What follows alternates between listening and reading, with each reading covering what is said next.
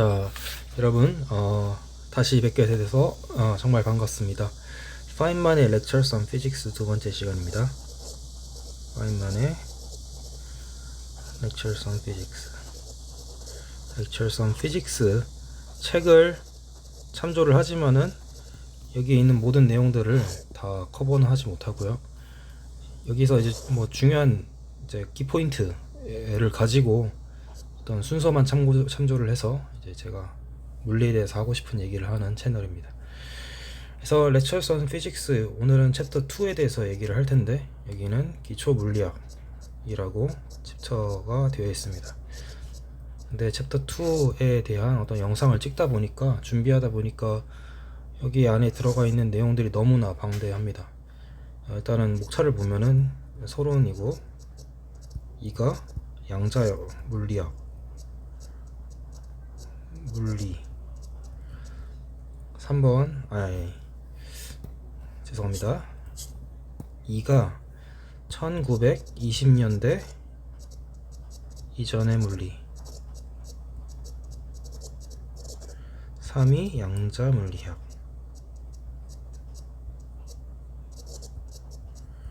4번이 핵과 입자. 그래서 여러분들 이거를 보면은 이제 1920년대 이전의 물리라는 것은 고전역학이고요. 흔히 말하는 이제 고전역학, 물리학과에서 말하는 이제 고전역학이라고 하고요. 그 다음에 3번이 양자물리학, 핵, 입자. 요거 하나하나가 여러분들 그 학부에서 또는 이제 대학원에서 1년 또는 1년 반짜리 강의입니다. 그래서 여기에 들어가 있는, 터치하고 있는 내용들이 너무 많습니다. 그래서 이 내용들을 다 커버는 하지 못하고요. 저거는 뭐 이렇게 따로 영상을 찍도록 하는데, 이제 여기서 이제 가장 키포인트가 되는 부분에 대해서 제가 한번 다뤄보려고 합니다. 그래서 여기서 파인만은 이제 물리학의 근간을 이루는 몇 가지 개념에 대해서 설명을 하겠다. 물리 체계에 대해서 말을 합니다. 물리 체계. 그래서 물리라는 것은 무엇이냐? 물리라는 것은, 요거는 이제 제 얘기인데, 이제 제가 처음에 물리를 배울 때 교수님께서 해주신 말씀이세요. 사물의 이치를 밝히는 학문이다. 그래서 사물의 이치를 밝힌다 해서 물리라고 부릅니다. 한자로는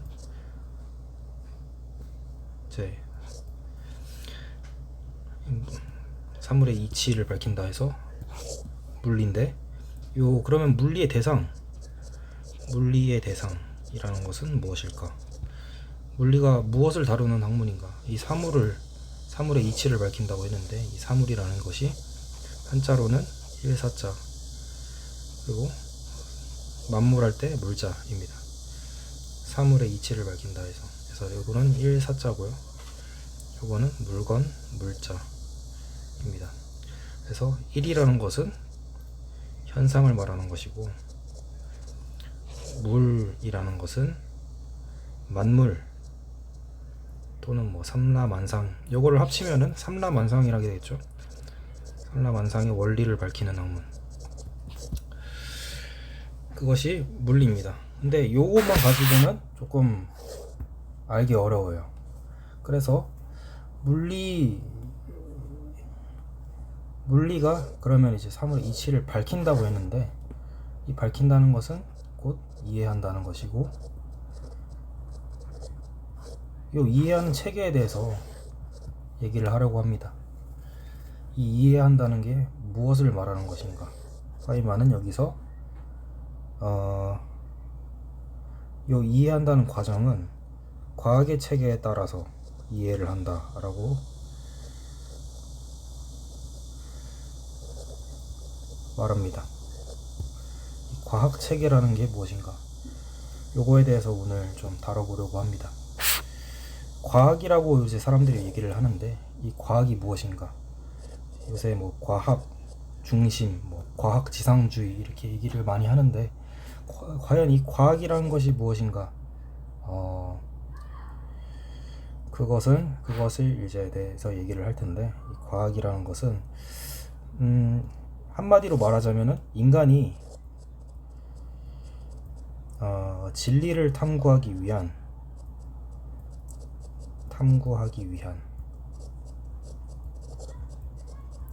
수단입니다. 수단 또는 방법론 중에 하나.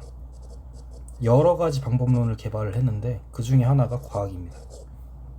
이 진리라는 것은 시간에 따라서 불변하는 것을 말하는 거고요. 불변하는 지식, 불변하는 어떤 이렇게 불변하는 법칙 같은 거를 진리라고 하고요.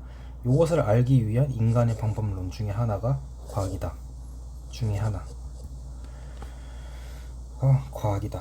그러면 과학을 인간이 어떻게 하는가? 과학을 하기 위해서는 일단은 사람은 관찰을 해야 됩니다.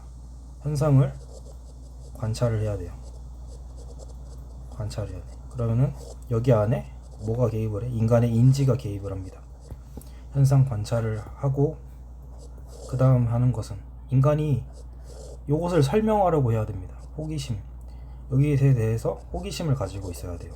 호기심을 가지고 상상력을 발휘해야 해서 무엇을 한다? 그 다음에 현상을 설명하려고 합니다. 설명하는 이론. 이래가지고 이 현상이 이래가지고 일어나는 것이 아닐까라는 이론 성립을 하게 됩니다. 이론을 성립하게 되고요. 그 다음에 또 상상력을 발휘를 해서 무엇을 한다? 이론을 검증을 위한 실험을 설계하게 됩니다. 실험을 설계하게 되고요. 실험을 수행을 해야겠죠. 여기서 인간의 행동력 같은 것이 발휘가 되는 거죠. 수행을 해서 실험 설계, 수행을 통해서 이론의 가부를 결정하게 됩니다. 그래서 이론이 맞으면 우리가 이렇게 이 현상을 설명할 수 있는 어떤 진리에 근접한, 진리라고 감히 말할 수는 없겠지만 진리에 근접한 지식을 얻게 되는 것이고요. 이게 부으면은 다시 이론을 생성을 하는 거죠. 이 이론이 틀렸으니까 새로운 이론을 검토를 해보는 거죠. 그 새로운 이론을 이게 검증을 할 실험을 설계하고 다시 실험을 수행함으로써 이론의 가부를 결정하고, 이런 것들을 통해서 인간이 지식을 이제까지 쌓아왔던 것이에요. 이렇게 해서 인간이 몰랐던 어떤 그런 이제 인간에게 가려졌던 어떤 지식의 영역이 조금씩 드러나서 지금 이제 우리가 알게 된 어떤 지식 문명, 그것들이 지식 체계들이 성립을 해왔던 것입니다.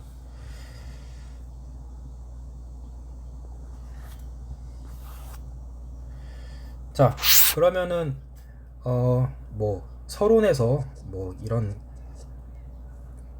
물리의 대상, 물리 체계에 대해서 파인만이 밝히고 있습니다. 그러면 이제 물리의 대상은 무엇이 될 수 있는지 우리가 명확하게 알 수가 있는데요. 물리의 대상은 일단은 위에서 봤을 때 이 과학을 위해서는 인간의 많은 이제 그 요소들이 지금 필요로 하게 됩니다. 인간이 가지고 있는 어떤 소양들이 여러 가지 필요로 하고 있는데요. 일단은 인간의 인지가 필요하고요. 인간의 호기심과 상상력이 필요합니다. 그리고 행동력도 필요하고요. 이러한 여러 가지 소양들이 이제 조화를 이루어야지 과학이라는 체계가 수행이 될 수가 있는 것입니다. 그러면은 물리의 대상이 무엇인지 우리가 이제 과학 체계에 따라서 이 물리를 탐구를 한다고 했는데, 그러면은 이 대상이 무엇인지 가장 이거 우리가 이제 알 수가 있는데요. 일단은 이 물리의 대상은 만물이 될 수 있는 것인데, 이게 만물이라는 것이 모든 것, 하지만 제약 조건이 있습니다. 제약 조건이 뭐냐면은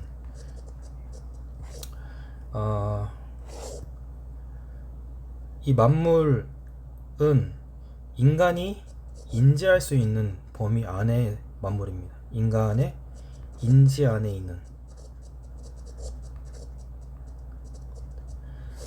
우리가 탐구를 하려고 하는데 이 탐구는 인간의 인지 안에서만 일어나는 일입니다. 인간의 인지를 벗어나는 무엇인가는 요거는 탐구의 대상이 아닌 거죠. 그래서 이 만물이라는 것은 뭐 여러 가지 우리가 인지를 할 수 있는, 보고 듣고 뭐 이렇게 만질 수 있는, 만지고 뭐 이런 것들, 실제적으로 우리가 관측이 가능한 것들, 그것이 대상이 되게 됩니다.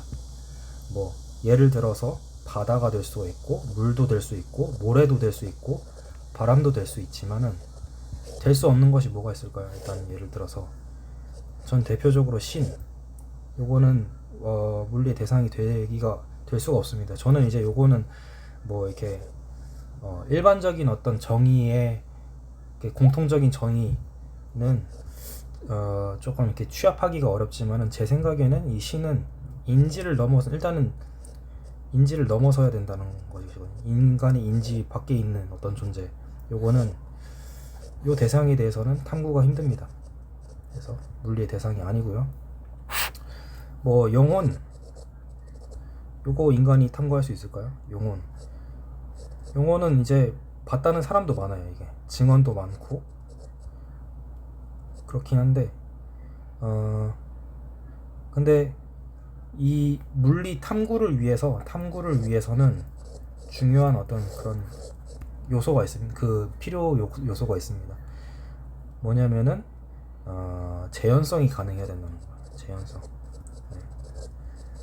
똑같은 조건에서, 동일 조건에서 동일한 현상 관측이 가능해야 된다는 것이죠. 다른 사람이. 그래서 타인과 크로스 체크가 가능해야 된다. 그것이 과학의 필요 요소입니다. 이 재현성. 근데 영혼은 봤다는 사람이 다른 사람을 데려가요. 내가 폐가에 가가지고 이 귀신을 보고 나왔어. 다른 사람, 과학자, 검증단 여러 사람들 들어가가지고 동일하게 보고 나올 수 있으면은 요거는 물리의 대상이 될 수 있습니다. 과학의 대상이 될 수 있고요. 하지만 이때까지 그랬던 적이 없었던 것 같아요. 그렇기 때문에 이 재현성 부족으로 인해서 탐구의 대상이 아니고요. 마찬가지로 UFO도 지금 증언들이 많이 나오고 영상도 있는데, 요거를 동일 조건, 동일 현상을 관측을 한 사례가 없는 걸로 알고 있습니다. 그래서 아직까지는 나중에는 모르겠는데, 아직까지는 인간의 탐구의 대상이 아니다. 하지만 우리는 많은 것들을 탐구를 할 수 있습니다. 우리가 마음 먹으면은 인지가 가능한 모든 것들 뭐 이런 것들 이제 물리의 대상이 된다고 할 수 있습니다. 자, 그러면 서론에서 이제 물리 체계에 대해서 한번 얘기를 해봤습니다. 그러면은 그 다음은 그 다음에 대해서 간략하게 많이 하겠습니다. 왜냐면은 이 고전역학이라던가 양자역학이라던가 핵 물리, 뭐 입자 물리, 요것들은 요거 하나하나가 물리학의 하나의 브랜치고, 강의를 하려고 하면은 강의는 1년에서 1년 반 짜리 강의입니다. 이거를 다 커버할 수가 없고. 자, 그러면은 1920년대 이전의 물리학에 대해서 얘기를 하겠습니다. 물리학 고전역학이라고 부르고요. 파인만은 그 전에 이 1900년대 이전의 물리학은 뭐 열역학이 있었고 중력 같은 것들이 있었다, 이렇게 얘기를 하는데 또 다른 게 있었습니다. 이게 1920년대 이전에 이미 맥스웰이 집대성한 전자기학이라는 것이 있었어요.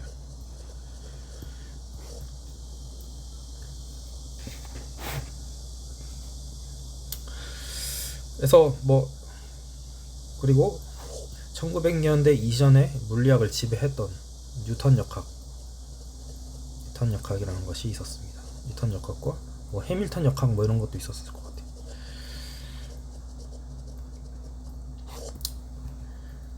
그래서 뭐 이렇게 사실은 뭐 고전 역학의 범위가 상당히 넓습니다. 뭐 이런 것들을 다 포괄하는 개념이 사실은 이제 고전 역학이라고 부르는 것이고요. 우리가 현대의 물리 체계, 현대 물리라는 것은 여기 이런 고전 역학의 토대 위에 사실은 양자 역학과 상대성 이론에 의한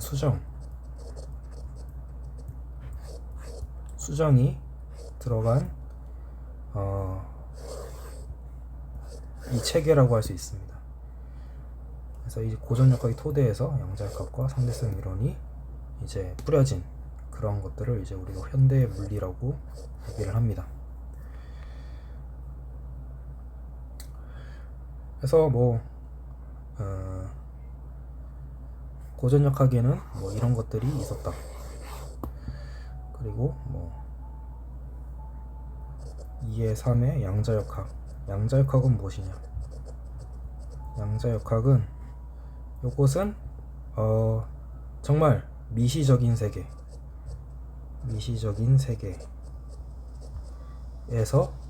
통용되는 역학을 말합니다. 미시적인 세계에서 통용되는 역학. 그래서 거시적인 세계에서 우리가 이제 살고 있는 세계는 흔히 말해서 물리적인 스케일에서는 거시적인 세계라고 얘기를 합니다. 뭐 대충 한 미터 단위 스케일 또는 더 거시적이면은 뭐 천체 물리 뭐 이런 것들이 있겠죠. 여기서는 또 역학이 다르게 작용을 하는 게 아닐까라고 생각을 하는 사람들도 있습니다. 아무튼 이게 물리학적인 어떤 스케일로 나눴을 때 우리는 거시적인 세계에 살고 있는데 이 양자역학적인 스케일, 미시적인 세계에서의 역학은 또 다르게 작용을 한다 라는 것이 밝혀져 있습니다. 이것의 근본 원인은 그 물리량 중에서 그 일부의 것들은 동시 관측이 안 되는, 동시에 관측할 수 없는 그런 어떤 이 세계의 법칙의 제약 조건 때문에 발생을 하는 것들이 대부분이고요. 그래서 이 미시적인 세계에서 적용되는 역학이 바로 양자 역학이다. 이 양자 역학이 적용되는 스케일은 대충 한 femtometer 스케일 정도라고 얘기를 합니다. 뭐 원자 레벨, 원자 또는 이제 원자 또는 이제 원자 핵자 뭐 이런 데에 통용되는 이런 이제 물리적인 대상에 통용이 되는 물리학이 양자역학이다. 그러면 이 거시적인 스케일과 미시적인 스케일이 요거는 femtometer 스케일이고 옹스트롬 단위의 스케일이고 여기는 미터, 센티미터, 밀리미터.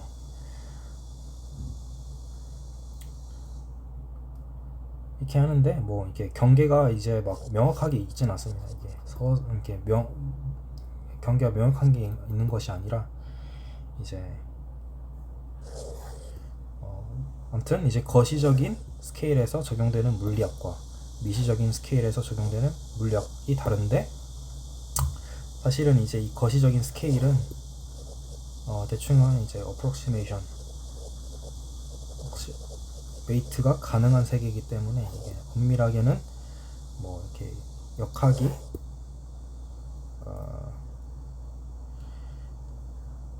아무튼 이제 거시적인 세계와 미시적인 세계에서 이제 역학이 다른데 미시적인 세계에서 달라지는 것이 양자 역학이고요. 그 다음에 상대성 이론은 무엇이냐? 첨언을 하면은 상대성 이론은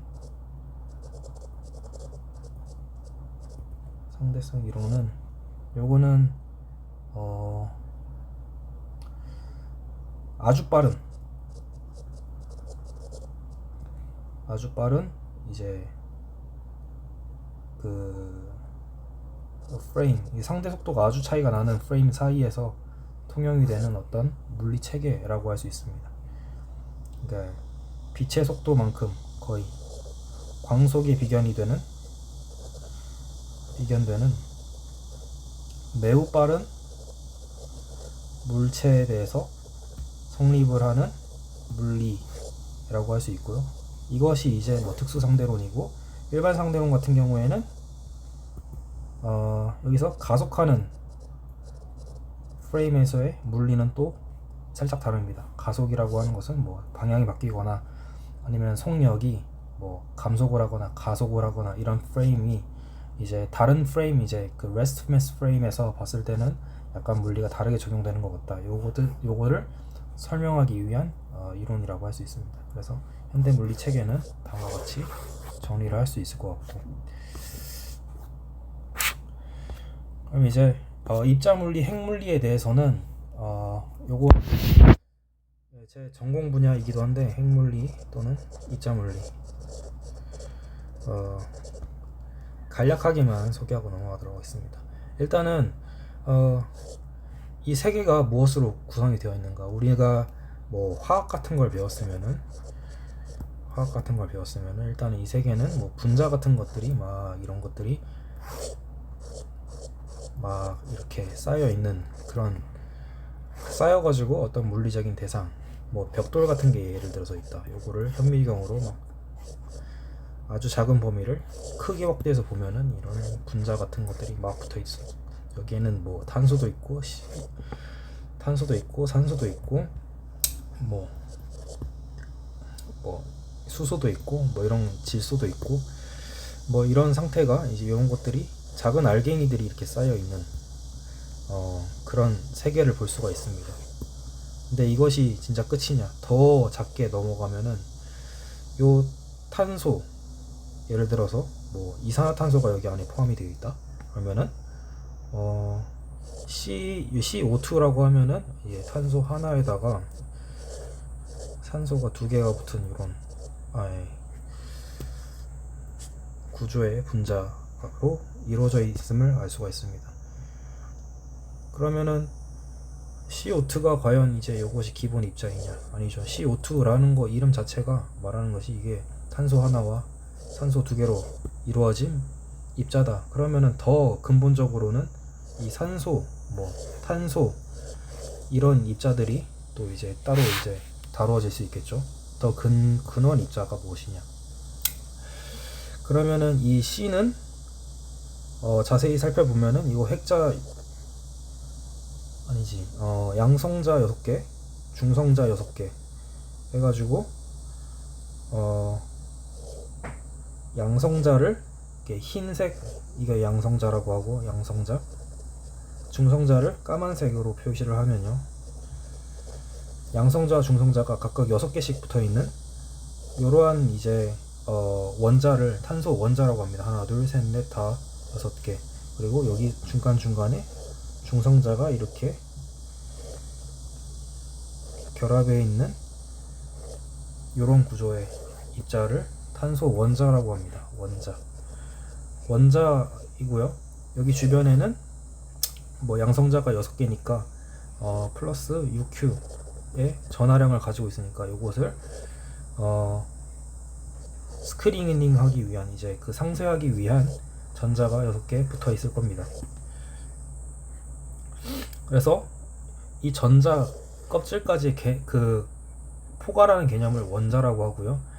이 전자를 걷어내고 이 핵만 따졌을 때 이거를 원자핵이라고 합니다. 원자핵이라고 하고요. 이 원자핵이 그러면은 기본 입자냐? 이거 아니죠. 아까 이제 우리가 양성자와 중성자 6개씩 더해가지고 총 12개의 입자가 합쳐진 그 입자를 우리가 이제 탄소 원자핵이라고 불렀잖아요. 그러면은 더 근본적으로는 양성자와 중성자가 있을 거고요.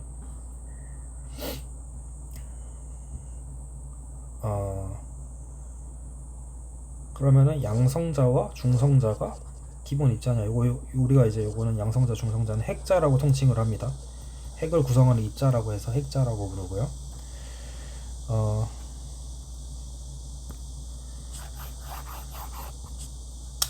자, 그러면은 또 양성자와 중성자가 기본 입자냐? 그것도 제가 아니라고 이제 나오고 있습니다. 요거 자세히 보면은 여기 안에 또 이제 전화량 같은 것들에 노드가 있는 것 같다라는 어떤 보고가 있습니다. 요것이 이제 하나의 이제 기본 입자라고 하면은 얘네들이 전화 분포가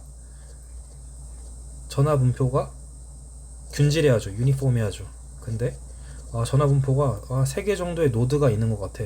그러면 얘는 그 안에 3개 정도의 기본 입자 더 근본 입자가 로 구성이 되어 있는 것 같다 해가지고 나온 개념이 쿼크입니다. 쿼크. 그래서 우리가 이제 부르기로는 양성자 같은 경우에는 이 쿼크에는 총 6가지 종류가 있는데 U, D, 업 쿼크, 다운 쿼크, 참, 스트레인지, 그리고 탑 쿼크, 버텀 쿼크, 이렇게 6가지 종류가 있다고 얘기를 해요. 그래서 우리가 말하는 이제 양성자 같은 경우에는 U, D, 업 쿼크 2개에다가 다운 쿼크 하나가 이제 로 구성되어 있는 입자를 양성자라고 부르고, 우리가 중성자 같은 경우에는 U, D, 업 쿼크 하나와 다운 쿼크 2개로 이루어진 그런 것들이 핵자를 구성하고 핵자가 모여서 핵을 구성하고, 핵과 전자가 모여가지고 원자를 만들고, 원자들이 모여서 분자를 이루고, 분자들이 모여서 물체를 이루는 그런 세계에서 우리가 살고 있다 라는 것이 결론입니다. 이거 이제 간단하게 얘기를 하면요. 그래서 우리가 살고 있는 그런 세계는 그런 이제 요런 구조를 가지고 있는 세계다 라는 것까지 다뤘습니다. 제가 이제 뭐 더 설명을 하고 싶은 마음은 굴뚝 같지만은 이 영상이 너무 길어질 것 같아가지고 이제 간단하게만 이제 언급하고 넘어가도록 하겠습니다. 그럼 이제 다음 시간에는 챕터 3 이제에서 뵙도록 하겠습니다. 감사합니다.